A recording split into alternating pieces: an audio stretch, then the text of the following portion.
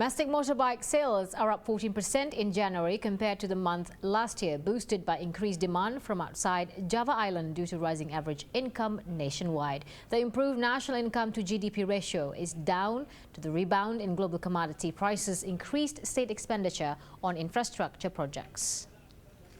Indonesia Motorcycle Industry Association Chairman Gunadi Sinduwinata says when prices of commodities like crude palm oil rise, the rural income average also climbs, leading to increased consumer spending on items like motorbikes. Manufacturers under AISI sold 473,879 units last month compared to 416,263 in January 2016.